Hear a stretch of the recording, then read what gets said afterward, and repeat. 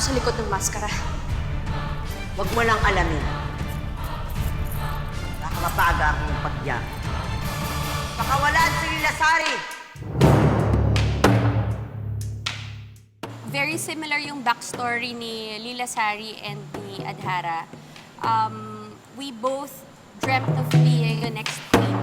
But because of yung parang naging sakim nga kami sa kapangyarihan, hindi kami napagbigyan nung dapat papalitan namin. At the same time, nung napunta kaming pareho sa Karsero, hindi alam ng mga sangre na hindi kami naitrato ng tama. So nakadagdag yun sa aming galit sa mga sangre. Hindi tayo magkalaban! Pareho tayong bilanggo na inaapi.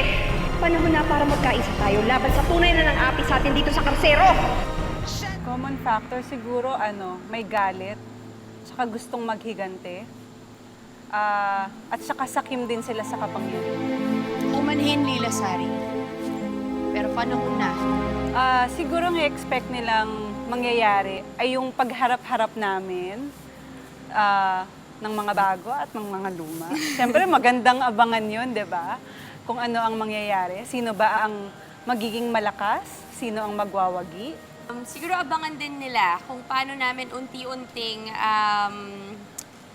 makakarating sa mismong Encantadia. Kasi marami pa rin kaming mamimit na characters along the way na makuha namin yung mga kapangyarihan nila, magiging kapanalig din namin yung mga ibang characters. So yan, abangan niyo po yan. At masasakop ba natin ng Lireo? Yes. O mapapasa amin ba ang Encantadia?